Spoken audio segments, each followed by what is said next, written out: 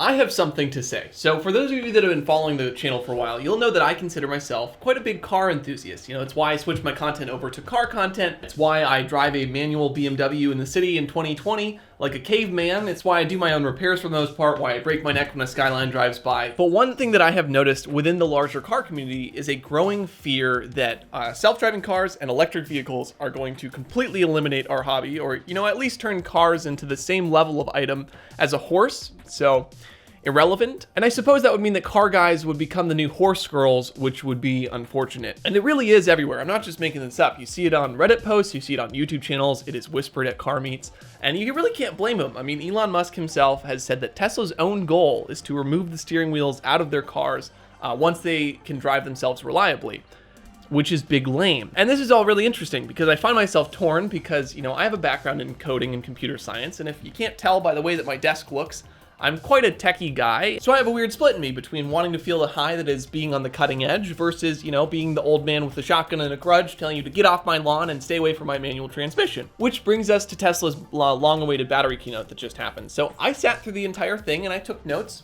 You're welcome. And I have to say, after really thinking about this, we should be excited, and I'm gonna prove it to you. But before we do that, I just want to say thank you to everybody that, you know, regularly comments on these videos. You are seriously a huge motivation for me to keep making these when we're only getting like 200 views per video. I know that'll change at some point, but for now, I mean, seriously, your support means everything to me. That's not just an empty platitude. Now back to the topic. What did they reveal? So Tesla unveiled a new battery cell technology that they have developed, which is called the 4680, and it will arrive in roughly 2 years. The main takeaway of this new cell technology and the manufacturing processes that go with it is a 56% reduction in cost per kilowatt hour, which really is huge. It might seem like a small thing. We'll get to why it's big. And this cell, when in a pack, will replace the lower frame in future Tesla products. So essentially there won't be a frame in the bottom. It'll just be the battery pack with the front and rear subframes bolted on or attached somehow.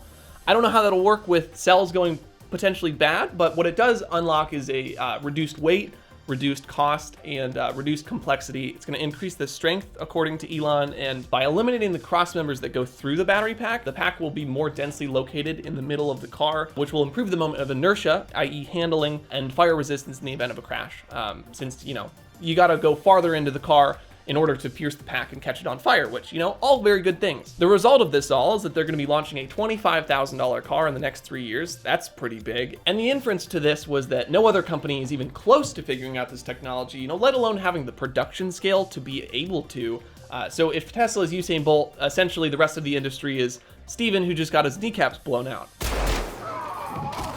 You already don't see people buying 3 Series and C classes anymore. I mean, the vast majority of the entry luxury segment is now just the Model 3. If they hit these numbers, we're about to see the same thing happen with, you know, Jettas, Accords. That is as long as it's the same class of car. But I mean, really, that's just the start. And the fact is, you know, Tesla is already on the rise in a pandemic with electric powertrains that cost more than a gas equivalent. In a few years, they will cost considerably less. And when they do, everybody else in the industry is going to be wondering why they're 5 years behind and ass naked inside the 7-Eleven. To use a different analogy, you know, imagine if you made a product and you were the reigning champion of the industry for many, many years. You know, people thought that you could not fail at all because you were one of the largest companies in the world. Then a smaller company came along and they made just arguably a better product than yours. And then 7 years later, you were a glorified hot dog stand. Oh wait, I don't have to imagine that. It actually happened. Now, just off the bat, this is scary to my inner Tokyo Drift. I mean, it's hard to imagine a world where cars like the 400Z or Miata or like the new Supra that are already on the verge of not being made, maybe not the Miata, get their sales cut dramatically and don't die off. But I think that ignores the bigger point. So here's my prediction for the future. Look, I think it's going to take time for the rest of the auto industry to catch up. Some companies are probably going to die, some models are probably going to die, but many will survive. And once powertrains are electric and they've figured it out, I think you're going to find a lot of these models coming back. And while, yes, we'll lose the manual, we were already losing the manual, unfortunately, with no help from electric cars whatsoever. People just don't buy them anymore, I guess. We'll lose the exhaust sound, but that was really a device to tune the otherwise bland sound of your engine anyway. I see zero reason why they couldn't do the same acoustic engineering with electric motors to make them sound equally lively. And we'll lose engine tuning, but, you know, since performance per dollar is going to rise so much, I don't know that any of us are going to care. And really, this ignores even the bigger points here that, you know, cars are just going to be a lot cheaper to buy. They're going to be cheaper to own because their electric cars are lower maintenance. They have far fewer moving parts. lower depreciation, since in theory they'll last longer, and then lower fuel costs because electricity is just cheaper. And this is really important because I've got a stat here. Yeah, in America, 13% of household expenditures are on transportation. Imagine if we were able to cut that to like 4%, how much extra money people would have to spend. You could use that money, for instance, to get a custom designed manual transmission kit for your electric car that's completely useless but fun. I would. But also, you know, imagine an Uber to the bar for $1. Imagine your own car being your Uber to the bar, and imagine your own car paying itself off while you're at work, you know, not using it, which is like 95% of the time you're not using it, going and being an Uber for other people and making you money, right? And there's another big benefit to electric cars, and that is higher performance. So almost every car is going to handle a lot better thanks to the fact that the battery pack is so low down, the center of mass is so low. And every year, horsepower and range, they're gonna go up.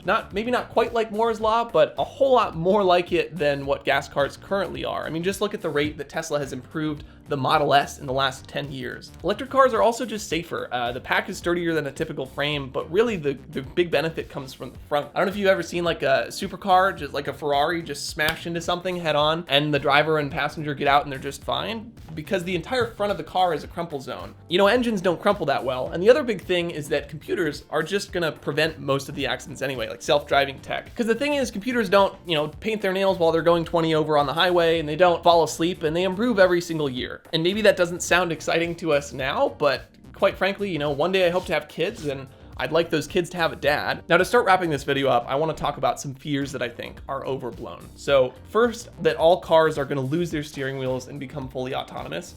I don't think it's a reach to say that the majority of people spending their own money on a car not just want, but demand the ability to operate it themselves. Just imagine something like this, okay? Camping. How do you tell your autonomous car to go to this exact spot in the dirt? Oh, no, sensors, it's okay, you can go there. No, really, it's okay, just go. Yeah, kick rocks because that feature doesn't exist yet just is not gonna cut it. And the same goes for trucks, anything that's like work related where you need to be able to move the truck exactly to a specific spot. Same goes for Jeeps or any off-roader.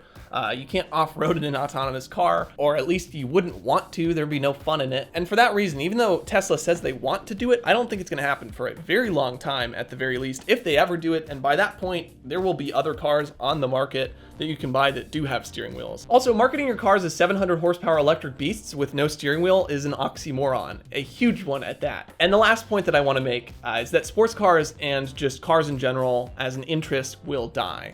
And I think this is completely wrong. First off, you think about companies like Mazda or Nissan that make these lower volume models like the Miata. People would say, how could they possibly survive? Well, I can see a pretty easy way, and that's just they buy off the shelf, you know, battery packs and off the shelf self-driving hardware, and the models survive with the exact same demand that they've ever had, you know? So I don't know. I mean, some models may disappear, but I don't think that the category is gonna disappear. And even if many of the models do disappear, I think it's just gonna be because most sedans already offer that level of performance off the bat, and you don't have to make the sacrifice of only having 2 doors. And secondly, and way more importantly to this entire argument, look, cars are just solidly a part of our culture. Just listen to any rap song ever. Cars are everywhere, and I don't think that that's going to change in a future where Ferrari level performance is now available to every single Joe the plumber. You think people all of a sudden won't want Porsches and suicide doors? You think that people's urges to show off will just magically disappear? I doubt that. All right, that's all I've got for you. I hope you like the newer content. The goal is to get to a Tuesday, Friday upload schedule, maybe Wednesday, Saturday.